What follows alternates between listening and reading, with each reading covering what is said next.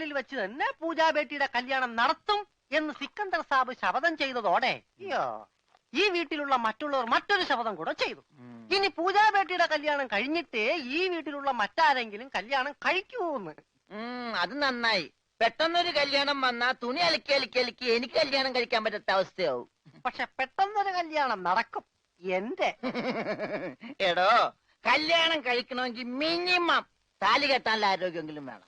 Minimum ഒരു പെണ്ണിനെയൊക്കെ താലി കെട്ടാനുള്ള ആരോഗ്യം ഈ ശരീരത്തിനുണ്ടോ?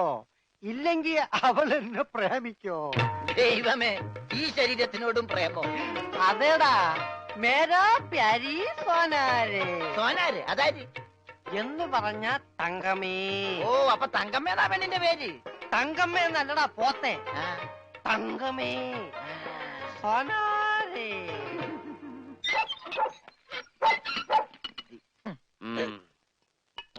വേഗം ഒഴിക്കടാ. ഒഴിക്കല്ലേ, ധൃതി പിടിക്കല്ലേ.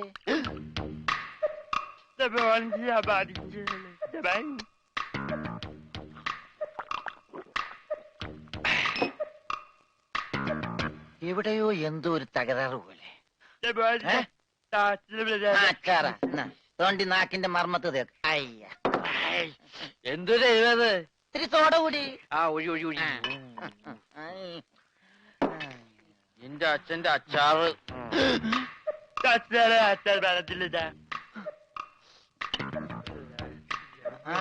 മിലിറ്ററിയാണ്, അപ്പൊ ഇല്ലാത്ത വെടിവെച്ചൊക്കെ കേൾക്കും.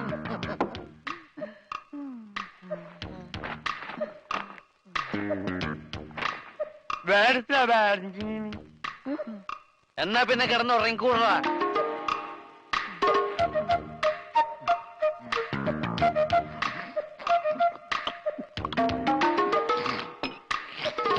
എന്ത് പറ്റി രമണ?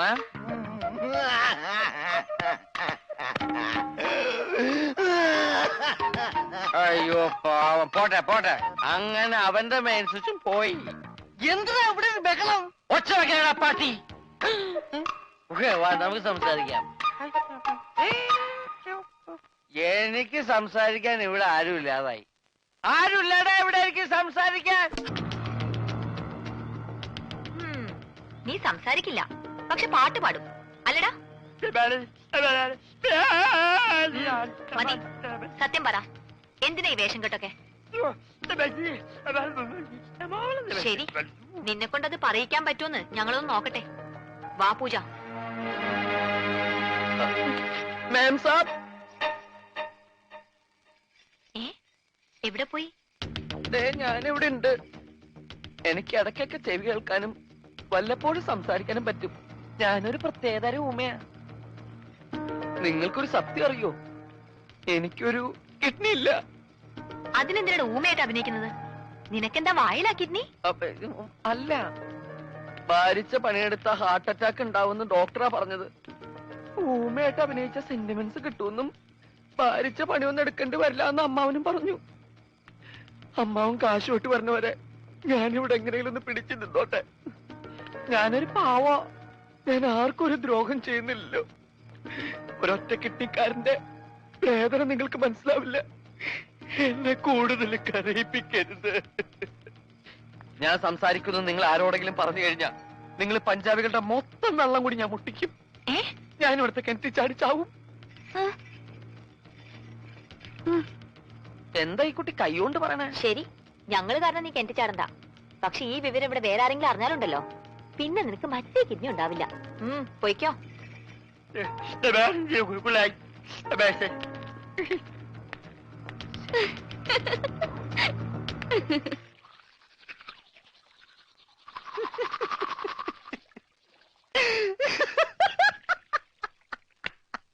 ഞാനെന്തല്ലോ സ്വപ്നം കണ്ടടാ. നമ്മള് മൂന്നിലൂടെ വെള്ളം അടിച്ചോണ്ടിരുന്നപ്പോ ഈ പൊട്ട സംസാരിച്ചതായിട്ട്. മിണ്ടാതിരിടാ പട്ടി എന്നല്ലേ അവൻ പറഞ്ഞത്? എന്റെ സ്വപ്നത്തിലെ ഡയലോഗ് നീ എങ്ങനെ കേട്ട്? സ്വപ്നത്തിന് ഞാനും ഉണ്ടായിരുന്നല്ലേ പറഞ്ഞത്? അപ്പൊ ഞാൻ കേൾക്കാതിരിക്കോ? കേൾക്കാതിരിക്കാൻ ഞാൻ എന്താ പൊട്ടനാ? അതായത് ഉത്തമ. മനസ്സിലായി മനസ്സിലായി മനസ്സിലായി.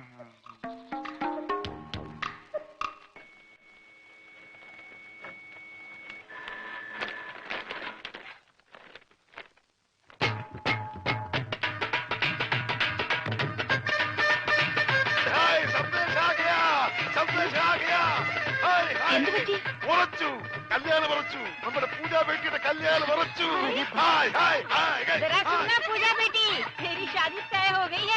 വേണ്ട, വിളിച്ചു പോട്ടെ. നമുക്ക് സസ്പെൻസ് ആയിട്ട് വെക്കാം. ലഡ്ഡുവും ജിലേബിയും ഒക്കെ ആയി മധുരത്തോടെ അറിയിക്കാം.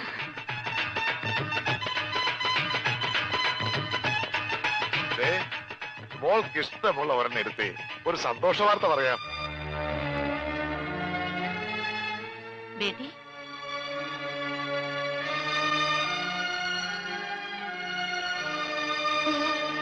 സ്ത്രീധനായിട്ട് എത്ര സ്ഥാപനങ്ങൾ അവർ ചോദിച്ചതെന്ന്. അതൊന്നും എന്റെ മോൾ അറിയണ്ട. അതൊക്കെ നിന്റെ ബയ്യ വേണ്ട പോലെ നോക്കിക്കോളൂ. ഒന്ന് മോൾ ഒരു ലഡ്ഡു എടുത്തേ. എടുക്കും മോളെ. എന്താ ഇത്? പഞ്ചാബിലെ നമ്മുടെ 2 സ്ഥാപനങ്ങളും കൊച്ചിയിലെ പലതും ചോദിച്ച നിലയ്ക്ക് അവർക്ക് ആവശ്യം ഇവിടെയല്ല സ്വത്തുക്കളാണെന്ന് ആർക്കാ മനസ്സിലാവാത്തത്? അവര് ചോദിക്കുന്നത് എന്താ തെറ്റ്? അത് ആരായാലും ശ്രീധരൻ ചോദിക്കില്ലേ? സമ്പത്തൊക്കെ കയ്യിലായി കഴിഞ്ഞാൽ അവർക്ക് പിന്നെ അവളൊരു ഭാരമാവും.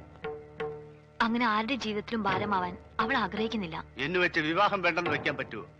സുനോ, कोई तो बात देखे तो सिकंदर ये शादी के लिए मंजूरी देगा.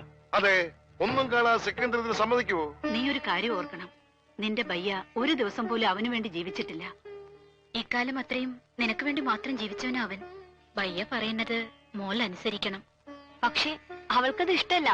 അതെന്താരും മനസ്സിലാക്കാത്തത്? നിനക്കറിയാമല്ലോ, സെക്കൻഡർ ഒന്ന് തീരുമാനിച്ചാൽ അത് നടക്കും. എതിർക്കാതെ അനുസരിക്കുന്നതാ എല്ലാവർക്കും നല്ലത്.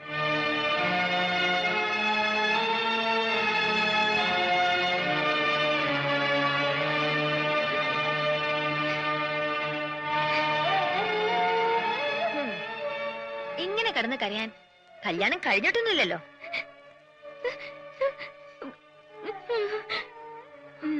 നിന്റെ ബയ്യോട് ഞാനെന്നല്ല ആര് പറഞ്ഞിട്ടും കാര്യമൊന്നുമില്ല. അങ്ങനെ തലയിലൊന്നും കേറില്ല. ഭ്രാന്താ. നിന്നോടുള്ള സ്നേഹം മൂത്ത് ഭ്രാന്തായി. നിന്റെ ബയ്യ അറിയാതെ ഈ കല്യാണം ഒഴിഞ്ഞു പോവാൻ ഞാനൊരു സൂത്രം ഒപ്പിച്ചു വെച്ചിട്ടുണ്ട്.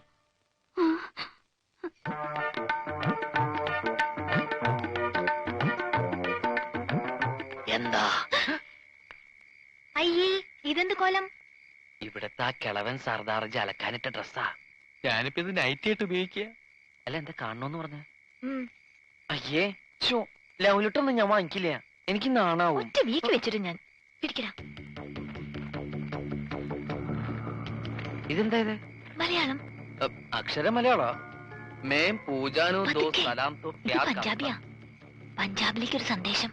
അയ്യോ, പഞ്ചാബിലേക്ക് ഇപ്പൊ ഒരു ട്രിപ്പ് പോകാനുള്ള ടൈം എനിക്കില്ല. നീ പഞ്ചാബിലേക്ക് ഒരു ട്രിപ്പൊന്നും പോകണ്ട.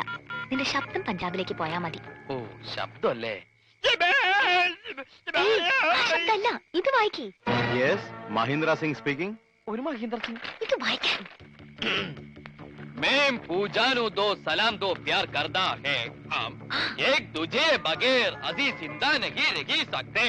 ये उससे करवा लिया ने पूजा दिया व्या किसे और नल कीता था वो सड़ी मौत ही देख लेंगे. क्या? നീ ആരാ? ഗബ്ബർ സിംഗോ? കക്കാന്ന് വിളിക്കാൻ. ആരാ ഈ മഹീന്ദ്ര സിംഗ്? പൂജയെ കെട്ടാൻ പോകുന്ന ആളാ. ആഹാ, ഞാൻ എന്താ അയാളോട് പറഞ്ഞത്? ഞാൻ പൂജയുടെ കാമുകനാണ്. ഓഹോ. ഞങ്ങൾ തമ്മിൽ 2 വർഷമായി സ്നേഹത്തിലാണ്. നിങ്ങളുമായിട്ടുള്ള പൂജയുടെ കല്യാണം നടത്താൻ ശ്രമിച്ചാൽ എന്റെയും പൂജയുടെ മൃതശരീരം ആ കല്യാണ പന്തൽ കാണുന്നു. അയ്യോ, ഇങ്ങനെയൊക്കെ പറഞ്ഞ കല്യാണം മുടങ്ങില്ലേ? മുടങ്ങും. നീയാ പൂജയുടെ കല്യാണം മുടക്കിയത്. ഞാനോ? നീ തന്നെ. അയ്യോ, ഇതെന്ത് മഹാപാപം. ഇനി ഇങ്ങനെയൊക്കെ പാടുള്ളൂ. ഇനി നിനക്ക് നാവുണ്ട്. നീ വീട്ടിൽ ആരെങ്കിലും അറിഞ്ഞാ പിന്നെ നിന്റെ കാര്യം പോക്കാം.